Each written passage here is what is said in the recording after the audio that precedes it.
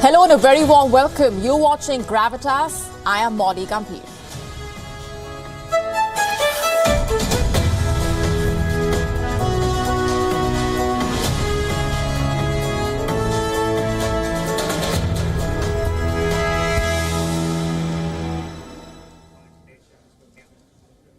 A full-blown war has broken out in West Asia.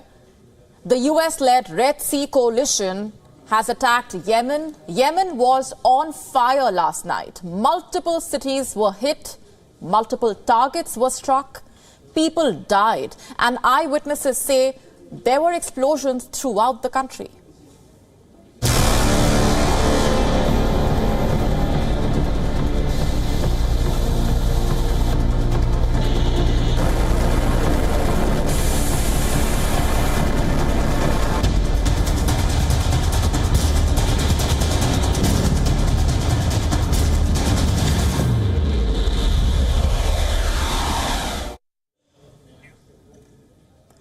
What does the escalation mean for global shipping, and what does this new war mean for India?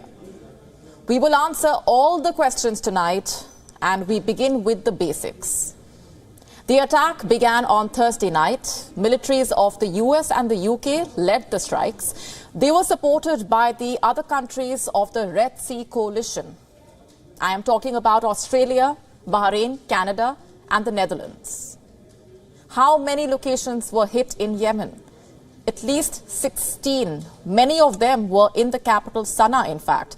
A military base near the Sana'a airport was targeted. Hodeidah was also struck, including the naval base there.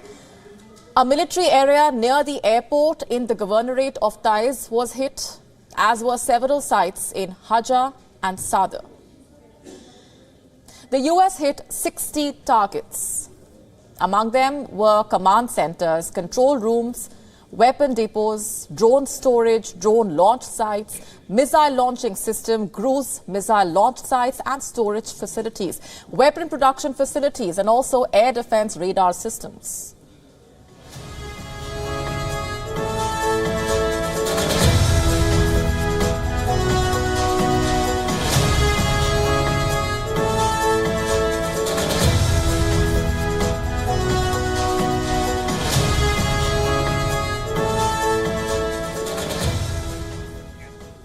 The British military carried out strikes in Bani in Yemen's northwest, also in the Abs airfield. All in all, there were 72 strikes. This is as per the Houthis. The coalition forces launched an amphibious attack on Thursday night. Houthi targets were hit from air, surface and sub-platforms. Reports say in the sea, the USS Florida took part in the attack. Also from the sea, submarines fired Tomahawk land attack missiles towards Yemen. And from the air, fighter jets struck the targets. 4 British Typhoon jets left their Cyprus base on Thursday night. They were joined by 2 air-to-air refueling tankers. The jets then took part in coordinated strikes alongside the US jets. The British military released this footage. It shows the Typhoon jets and a Voyager tanker taking off from an airbase in Cyprus. And we also have visuals of American jets taking off from a US carrier.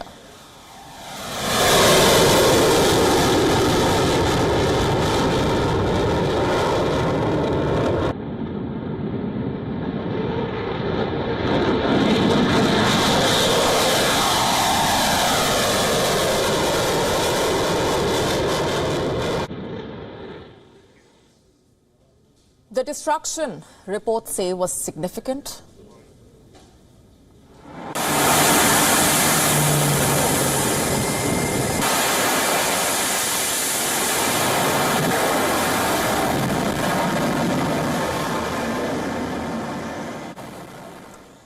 How many people died?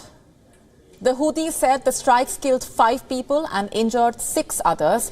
The US military officials say they used precision-guided munition to minimize collateral damage, and reports say the coalition forces used at least 100 precision-guided munitions. And while all of this was happening, the US Secretary of Defense remained in hospital. Reports say Lloyd Austin watched the strikes in real time from the hospital. A wider war in West Asia is something we have been warning you about for a while now, because all the signs were pointing towards this. It began with the Houthi attacks in the Red Sea, ships being targeted, hijacked. In the beginning of the year, the Houthis and the American troops came face to face. This was following an attempt to hijack a Singapore-flagged vessel. American choppers shot and sank 3 Houthi boats. We are being told that this is where everything went south. US President Joe Biden was on a vacation in the US Virgin Islands. He called for a meeting of the National Security Team. A joint statement was issued by the US and its allies on the 3rd of January. The Houthis openly defied it by detonating an unmanned boat near a US vessel in the Red Sea. On the 9th, the Houthis launched the largest attack to date. The US-led Red Sea coalition shot down 21 missiles and drones. And it was that day that Biden reportedly gave the go-ahead to his national security team for carrying out strikes in Yemen. And after last night's attack, Biden released a statement. The American president said he will, quote-unquote, not hesitate to direct further measures to protect our people and the free flow of international commerce as necessary, quote-unquote. But you see, this is just one side of the story. What about the Houthis? They have pledged to continue fighting alongside the Hamas until the war ends. They have pledged to attack Israeli ships in the Red Sea, and now they are vowing to avenge the attack on Yemen. The Houthi leader Abdul Malik al-Houthi has said the attack on Yemen will not go unanswered, and this response, he says, will be much more than attacking US ships in the sea. What kind of response is the Houthi leader hinting at? This is now an all-out war. The battleground, after all, has expanded. America has been drawn in a direct engagement with a group backed by Iran. Does it increase the chances of a direct conflict between Iran and the US? What about the war in Yemen and the fragile ceasefire?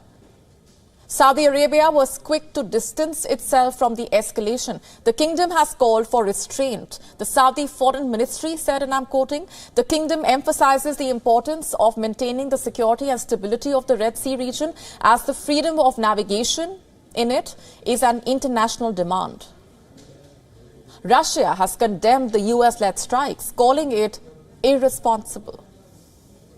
We believe that this venture by the illegal coalition forces poses a direct threat to global peace and security.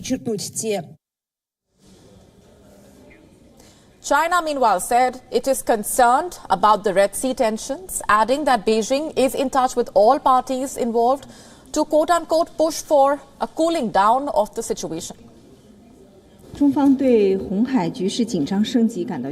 China calls on all parties to work together and maintain the safety of international shipping lanes and avoid attacks on civilian vessels, which are indeed detrimental to the world economy and trade. The UK and Australia said the attacks were acts of self-defense and in favor of freedom of navigation. Let me just remind you where the battleground is and what it looks like. This is where this is all happening, in the Red Sea. And now with Yemen burning, the entire stretch from the Gulf of Aden upwards to the Suez Canal becomes extremely dangerous. You see, this widened conflict in West Asia stands to burn one of the world's most critical trade routes. Nearly 15% of global seaborne trade passes through the Red Sea. Also, 8% of global grain trade, 12% of seaborne traded oil, 8% of the world's liquefied natural gas. All of this passes through the Red Sea. What happens now that this trade route is burning? Well, oil prices have already jumped, by the way, following the strikes on Yemen. Brent futures spiked over 4%. Global benchmark touched $80.75. Today, West Texas Intermediate and Brent were both trading above their 50-day moving averages. Where is this going?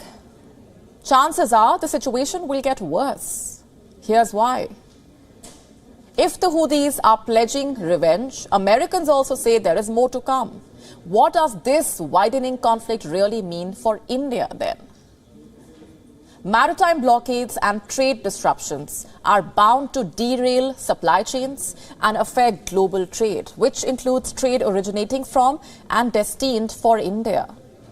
This new war will also heighten security concerns for India-linked ships. India has increased in its navy presence between the Arabian Sea and the Gulf. Of 10 warships have been deployed in the region, and India has increased surveillance and deterrence against the threat from drones and pirates. India has chosen to not join the US-led Red Sea Alliance, but New Delhi is independently working towards promoting maritime security.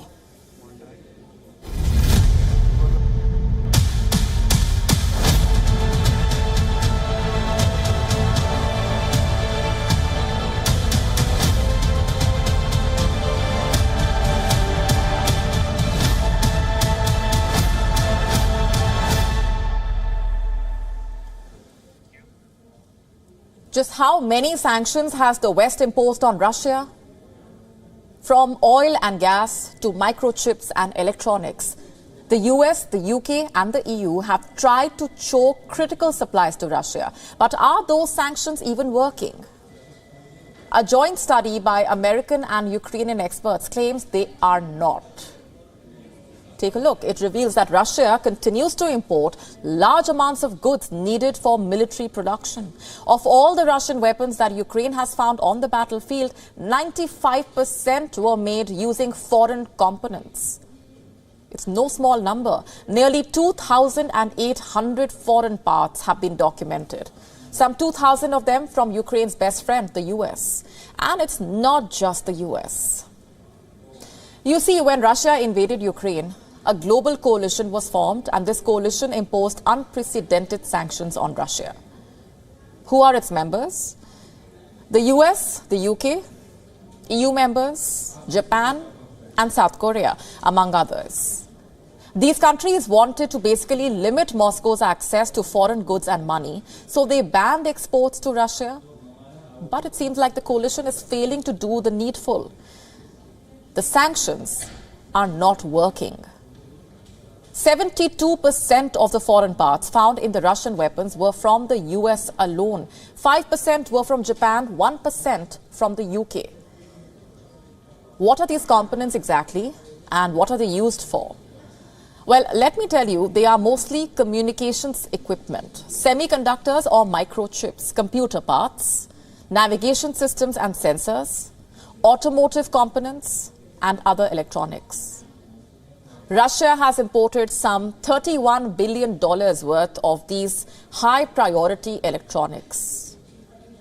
Yes, despite the sanctions, they are used for making Russian missiles, drones, armored vehicles, among various other systems. And according to the report, in the first 10 months of 2023, nearly 44% of the imported tech was manufactured by companies headquartered in the US and its allies. And which firms are these? Analog Devices, Advanced Micro Devices, and Texas Instruments are some big names. When the US has halted exports to Russia, how exactly are these goods even reaching there? Via third parties. You see, ever since the sanctions have been imposed, supply chains also have adapted. The American goods first reach intermediate countries, mostly China, Turkey, the UAE, and from there they are sold and dispatched to Russia. You see, the expectations were that the sanctions would hamper the sophistication of Russia's military equipment. But if anything, Russia's capacity to produce missiles and drones appears to have improved in the year 2023. So has the construction for advanced infrastructure. Satellite images have revealed new Russia facilities dedicated to aircraft repair, missile production, drone assembly and other military purposes. The overwhelming use of foreign tech in Russian weapons pointing towards two things basically. Number one, Moscow has not been able to find alternative suppliers for these goods. And number two, there are major loopholes in the sanctions and export controls. And it's not just the exports, by the way. The US has also been lax about tracking the aid that it has sent to Ukraine. Over $1 billion worth of shoulder-fired missiles, kamikaze drones, night vision goggles are unaccounted for. I'm not the one saying that. The Pentagon has made these revelations. We are talking about 40,000 weapons here. By law, they should have been closely monitored, given their impact on the battlefield. Sensitive technology, relatively small size, but American defense officials cannot account for them. So, just where did these weapons even go? Were they stolen? Were they smuggled? Will they end up in the hands of terrorist organizations? Well, the US does not know. It's not even investigating if any weapons have been diverted for illicit use. And why is that? It says it is beyond the scope of evaluation. And guess what? In the last 1 decade, the US has sent military equipment worth $50 billion to Ukraine. The number of weapons that have been reviewed is a very small fraction of that. And these revelations come at a time when the Congress is split over spending or over sending more military aid to Ukraine. President Zelensky says it would be difficult, if not impossible, for Ukraine to survive if the aid packages continue to be blocked. But what is even the use if the aid is not going to be properly tracked? If it's only going to end up in the wrong hands, then why even bother sending it at all?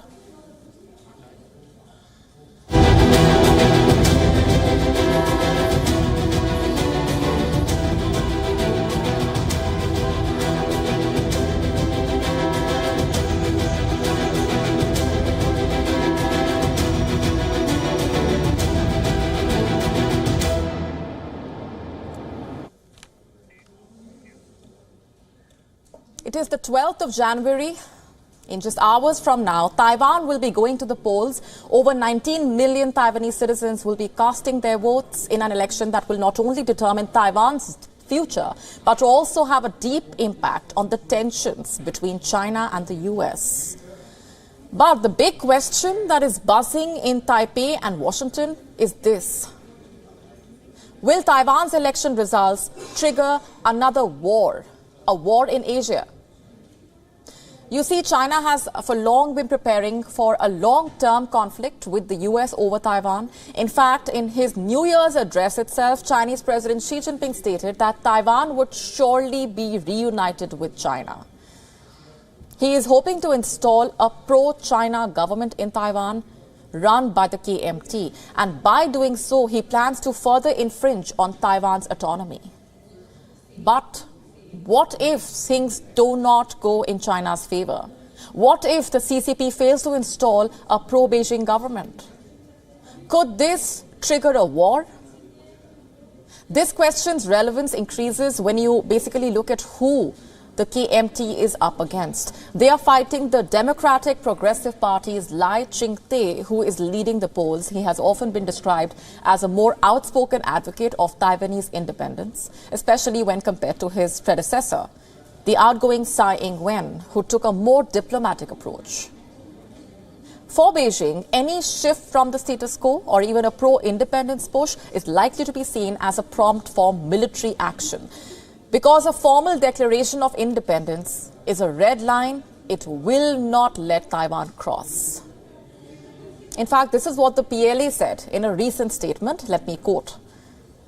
The Chinese People's Liberation Army maintains high vigilance at all times and will take all necessary measures to firmly crush Taiwan independence attempts of all forms.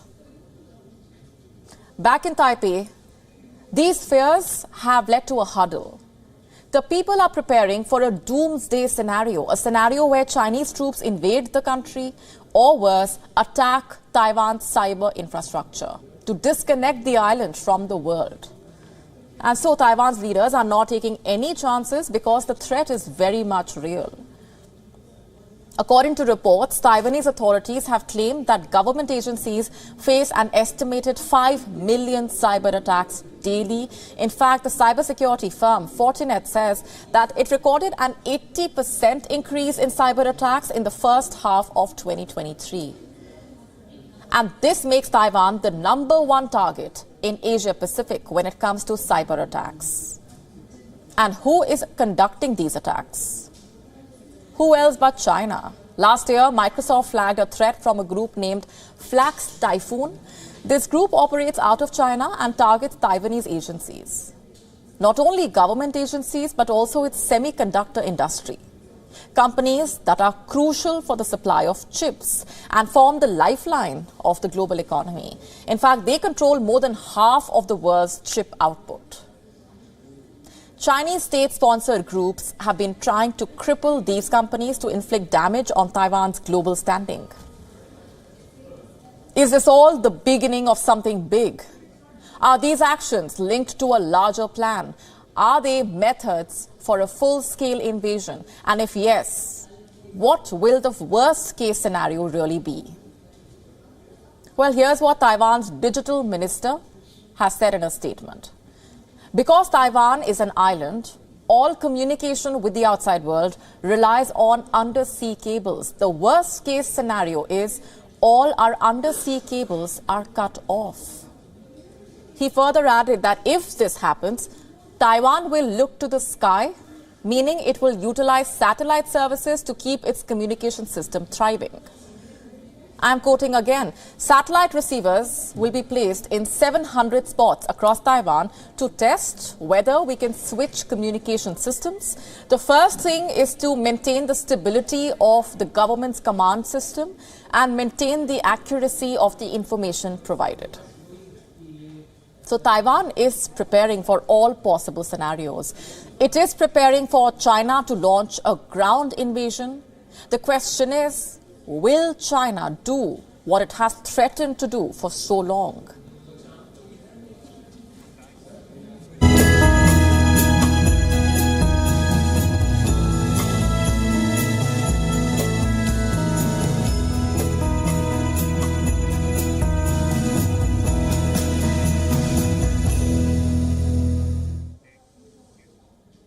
Let me now tell you the story of Stéphane Séjourné. The world cannot seem to stop talking about him. He is the new foreign minister of France and happens to be the former partner of France's youngest and first openly gay 34-year-old Prime Minister Gabriel Attal.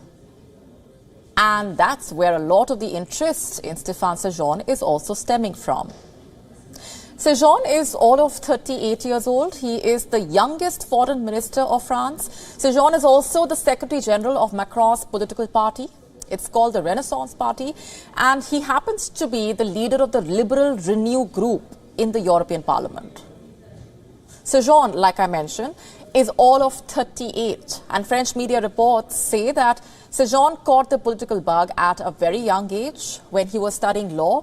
Séjourné joined the College Students' Union. He also joined the movement of Young Socialists. In 2014, Séjourné started working with Macron at the Ministry of the Economy and Finance. He was Macron's advisor. They have been working together ever since.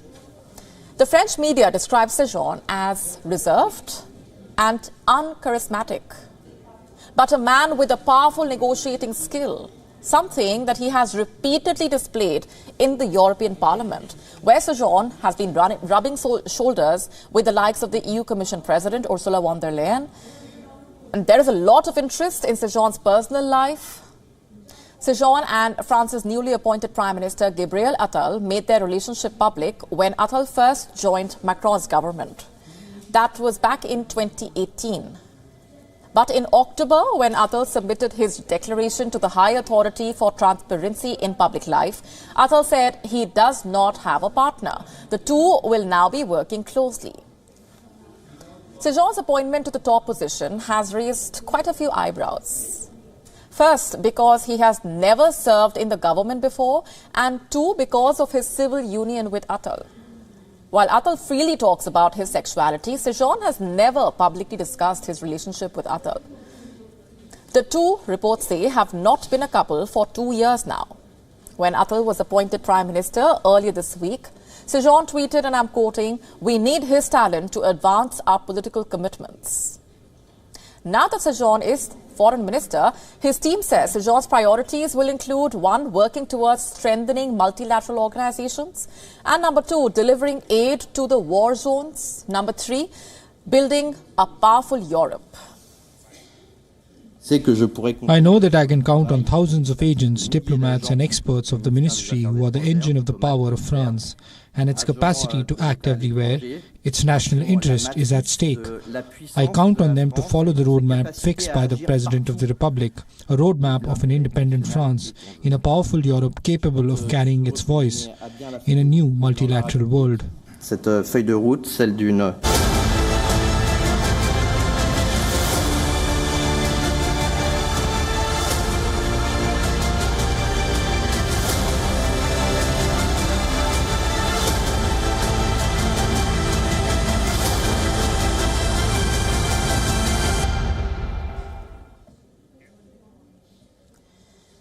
What comes to your mind when I say Prince Harry?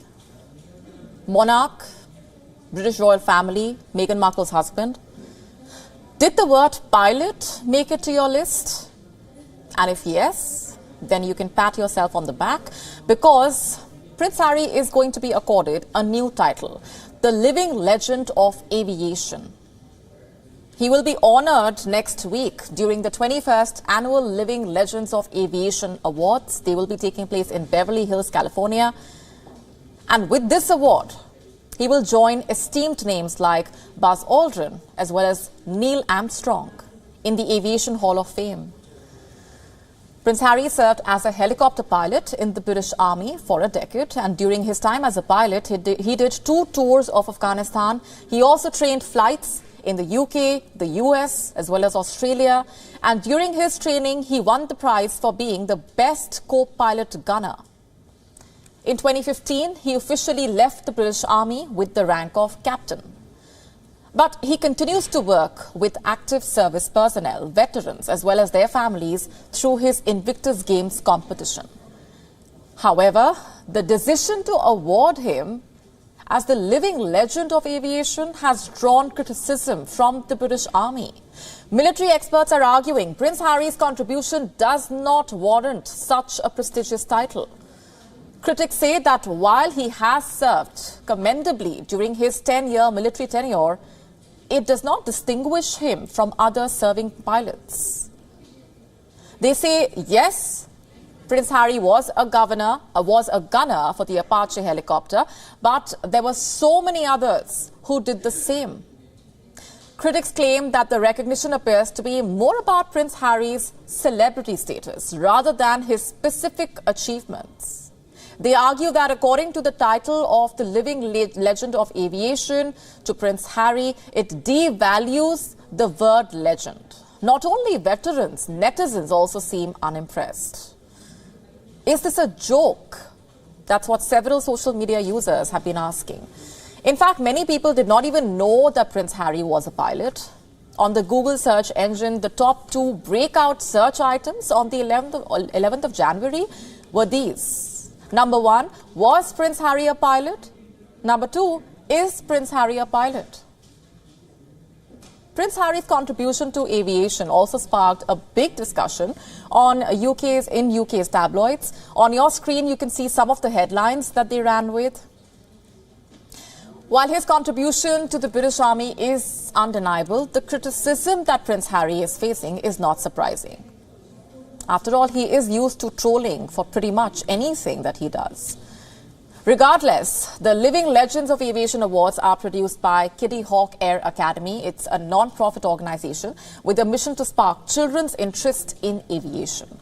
And in the past, those who have been honored included Angelina Jolie, Tom Cruise, and John Travolta.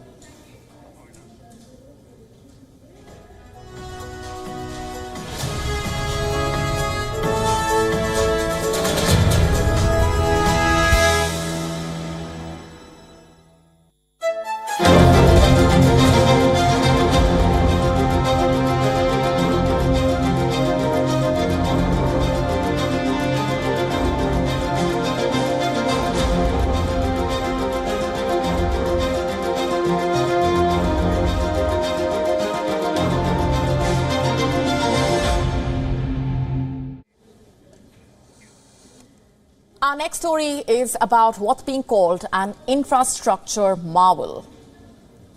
India's longest sea bridge was inaugurated today by the Indian Prime Minister Narendra Modi.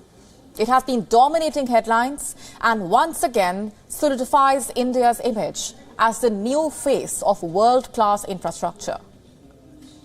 How exactly will this bridge help in improving connectivity? What are its salient features? How does it stand out? Let's find out. Prime Minister Narendra Modi inaugurated the brand new Mumbai Trans Harbour Link today. The Mumbai Trans Harbour Link, or Atal Setu, also honours former Prime Minister of India and late BJP veteran Atal Bihari Vajpayee. It will shorten the distance between Mumbai and Navi Mumbai to just 20 minutes. You know how long that journey took earlier?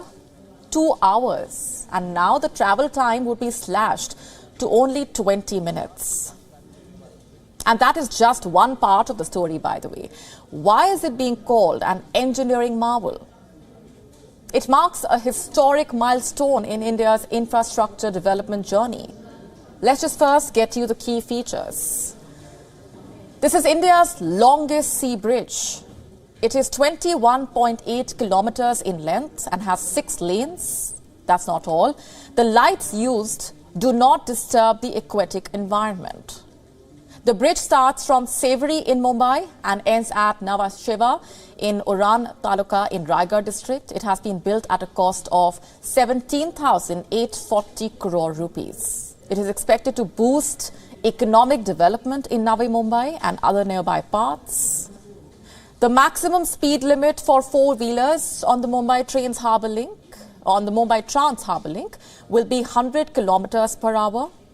Meanwhile, the speed limit will be 40 kilometers per hour on the ascent and descent. Motorbikes, auto rickshaws, tractors will be among the vehicles not allowed on the bridge. The Prime Minister today also thanked the government of Japan for their assistance. Prime Minister Modi had laid the foundation stone of the bridge in the month of December in 2016.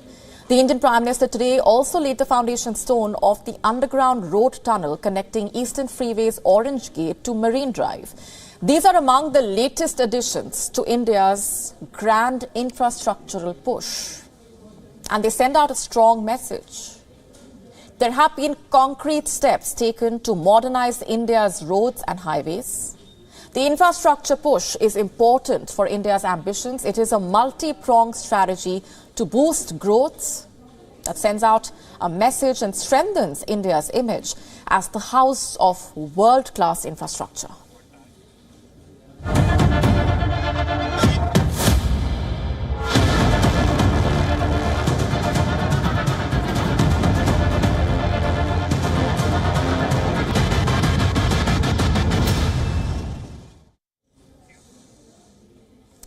Let's now unpack a critical issue in the world of aviation.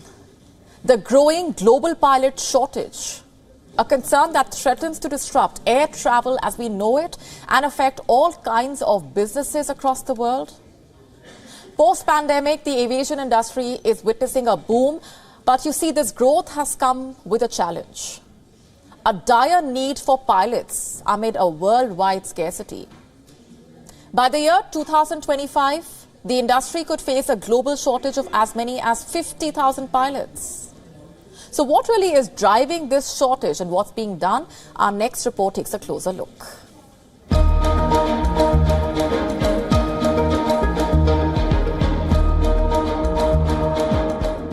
There is a global shortage of pilots. The obvious question is why? In the US, an industry report by Oliver Wyman identifies several factors. Airlines that went through layoffs to cut costs during the pandemic have not been able to bridge the gap swiftly. Another pandemic-related reason is changed life priorities. Several pilots chose to take early retirements following the epidemic. The training and induction of new pilots, especially in Europe and the US, has been difficult. Recent market forecasts predict a near doubling of the global commercial aircraft fleet by 2041. from 25,900 to 47,080 aircraft. In Europe, the fleet size is expected to grow 79%. In North America, that number is 42%, and a whopping 145% increase is expected in China. ICAO, or International Civil Aviation Organization's study, points to a shortfall of 160,000 pilots, 360,000 maintenance personnel and 40,000 air traffic controllers by 2030. In 2023, airlines in the US fell short of approximately 14,300 pilots. Airlines were forced to ground jets and cut sectors. ICAO too highlights the underlying problems plaguing the industry. Issues range from retirements, inadequate training capacity, lack of awareness about aviation careers, among others. So where does India stand in this crisis? India hopes to become the world's largest aviation market by 2047, but there is a critical mismatch between aircraft acquisitions and pilot availability, despite Air India and other airlines adding fleet and pilots. There is a major gap in aircraft orders and pilot induction. The demand for flight crew is estimated to run into thousands. On the ground, India has 35 DGCA-approved flying training organizations and 6 aviation training centers. This is according to official data as of 2023. Yet, there's a growing need for more flying institutes and airline-owned training academies. Air India and Indigo are already moving towards this direction. But challenges abound, from high training costs to regulatory hurdles. Aviation analysts also highlight issues like corrupt practices, medical standards, and the lack of qualified trainers. They are all adding to the growing global pilot shortage.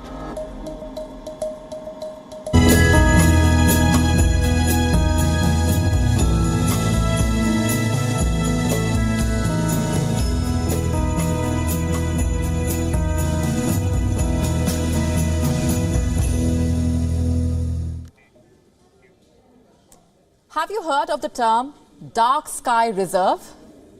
Well, it's an area usually surrounding a park or observatory that restricts artificial light pollution.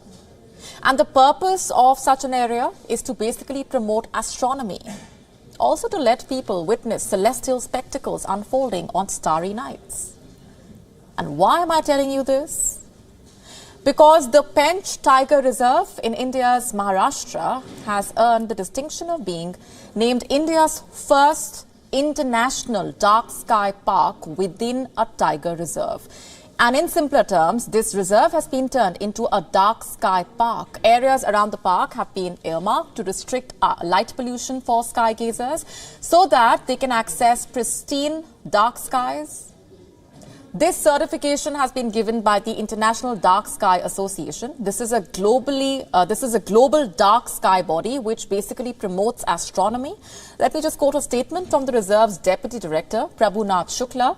He said, and I'm quoting, "The land of tigers will now inspire stargazers who seek to study and imbibe a deeper understanding of the universe." Pench has bagged the prestigious title of the first dark sky park in India and a 5th in Asia. For the unversed, the dark sky movement was launched in the late 1980s for an exquisite outlook of nocturnal activities. It helped establish reserves that are specifically conserved for scientific, natural, educational and public enjoyment. The Mormegantic Observatory in Canada's Quebec was the first such site to be recognized as an international dark sky reserve. And since then, the International Dark Sky Association has designated 5 different types of such reserves. 1, international dark sky communities. These are basically cities and towns that function with minimal lighting. 2, international dark sky parks. These are public or privately owned spaces protected for natural conservation. And number 3, international dark sky reserves. They consist of a dark core zone surrounded by a populated periphery. And number 4, international dark sky sanctuaries. They are the most remote and often dark places in the world. And number 5, dark sky developments of distinction. They recognize subdivisions, master planned communities and townships which promote a more natural night sky. And as of today, there are over 200 dark sky places that cover a total area of 160,000 square kilometers. They are spread across 22 countries and 6 continents, and the list keeps growing every year as new places achieve certification. In 2022, the Indian government had notified Hanle in Ladakh as India's first dark sky reserve and opened it for tourists and night sky watchers. In October last year, this place celebrated its first official star party for experienced amateur astronomers. This event was organized by the Indian Institute of Astrophysics. And now the Pench Tiger Reserve has earned the same distinction. Here's hoping we are able to establish more such places for sky gazers.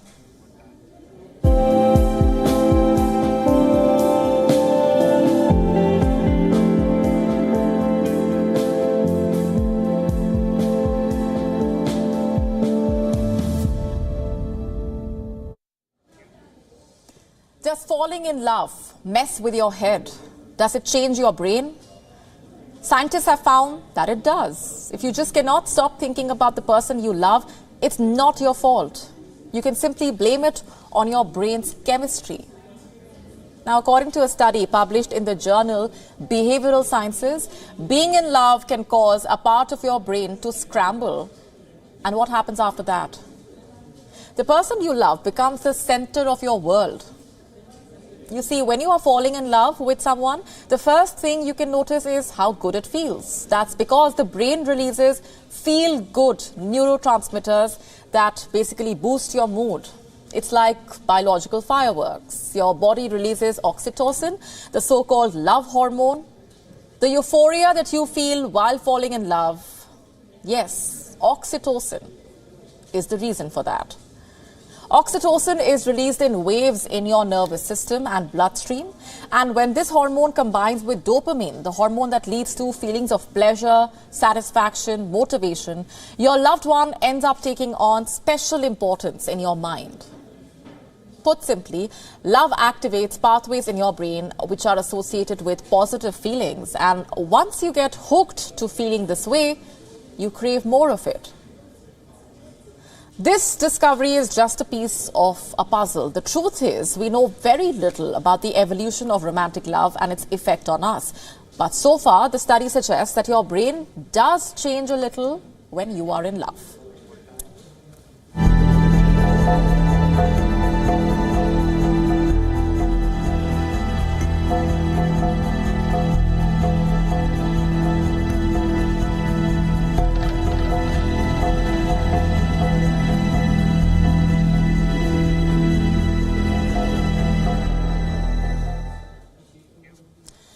Let's now talk about a medical marvel.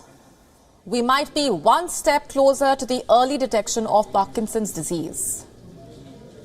Typically, the illness is related to old age. It is detected at the age of 60 on an average. But what if doctors could catch it earlier, even when symptoms have not quite started to show? Thanks to the researchers at Harvard University, this might come to reality. Now, before I tell you about the early detection, we need to get our basics right.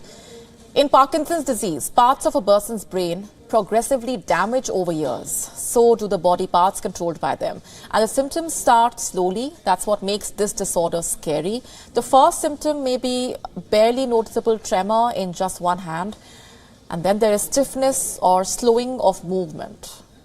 The patient's face may show little or no expression. Their arms may not swing when they walk. Their speech may become soft or slurred.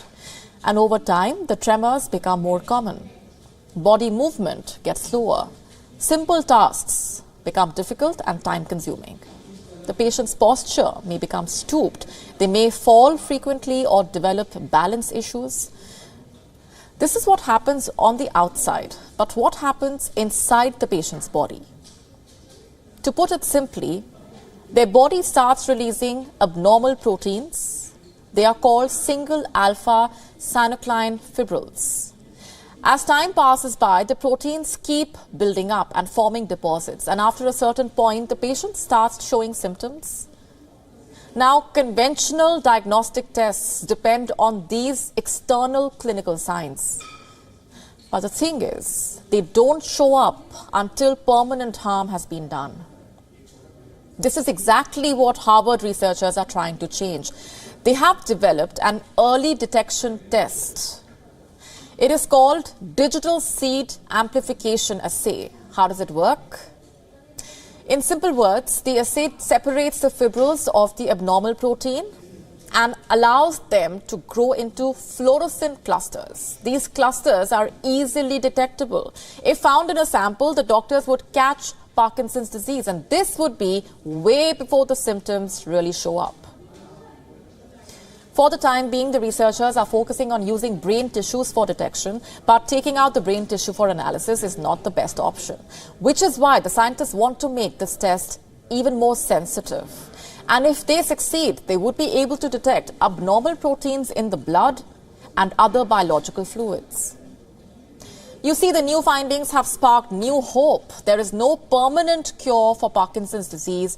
All that the doctors can really do is control it using medication or sometimes surgeries when required. The disease's early detection could make it more manageable for the patients, given the fact that over 10 million people suffer from the Parkinson's disease all over the world. Having a trustworthy test for early identification might prove to be a blessing.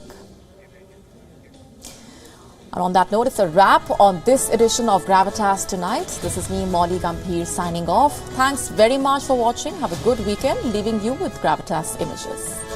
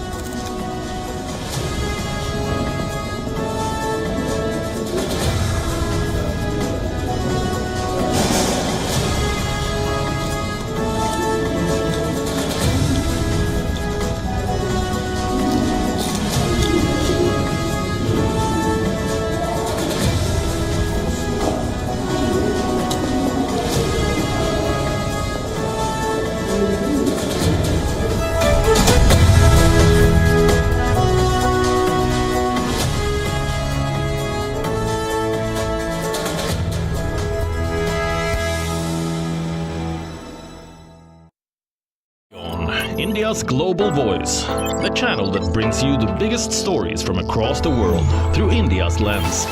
Now available in more than 190 countries worldwide. Because we believe that the world is one. Watch us in Africa, Europe, USA,